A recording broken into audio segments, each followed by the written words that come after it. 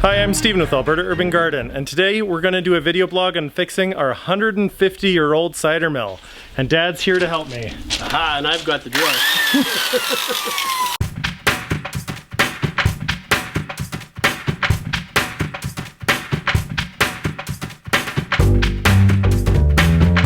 As many of you saw on my Facebook feed, there was a pretty bad hailstorm for about 90 minutes yesterday, and it did a lot of damage to a lot of people's gardens.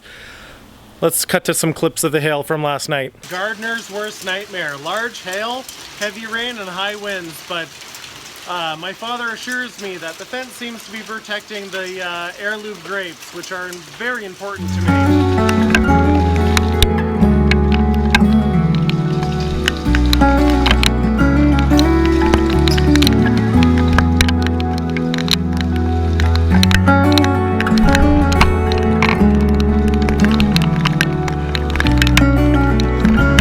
So I did get quite a bit of hail. The damage was not as bad as I thought, but the melons took a pretty bad hit.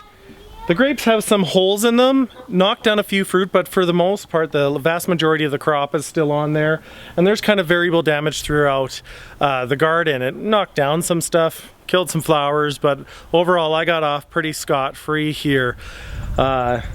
Whereas some other people, like I saw some families' gardens, and they're level, they're gone, they're done, and I really feel the pain. And this is why gardeners share, because they may lose their season, but they're not going to go hungry for some organic homegrown crops, because they're going to come and take from my garden, because I won't have them skip a season of enjoyment.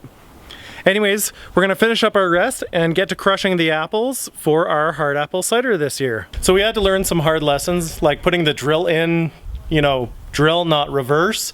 And we chewed up a few bits, but we got the strapping in. Now it's time to clean up the cider mill, and we're gonna crush some apples today with the family.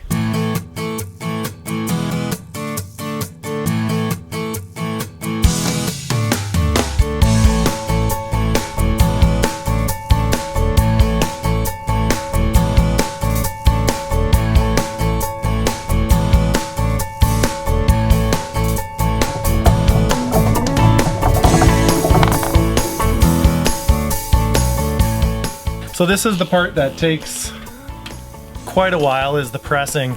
Usually what happens is you do a kind of a quarter turn, wait a few minutes, quarter turn, wait a few minutes, and the juice trickles out. You want to make sure that you only do a quarter turn, simply because you're putting a lot of stress on this and you don't want it to break. In fact, last year I broke it, and that's why we had to do this project, is to put the new strapping on. Anyways, we're going to continue this. It usually takes kind of an hour, hour and a half to go through enough apples to make a batch.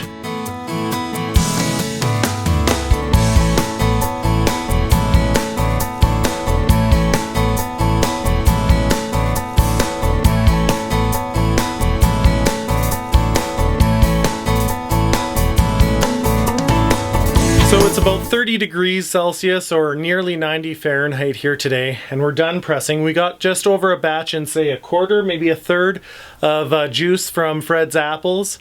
Now it's time to clean up the cider mill and put it away for the next batch of apples. That should be ready in about 2 or 3 weeks. So there's kind of 3 distinct waves here in Alberta of apples. The early ripening ones, which are typically the heritage ones, and then kind of some mid and late summer apples. So as many of you may have noticed, we do use this temporary little hopper here. So if you happen to know someone who enjoys some woodwork, I'd like to chat with them about helping me out, figuring out a proper, larger hopper for this this antique cider mill. So now that the cider is on its way, we're gonna enjoy the last of the 2015s here in the wonderful afternoon, right before a long weekend.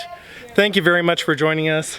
We're gonna go and harvest some stuff for supper, enjoy this cider, and sign off for the day. Skål!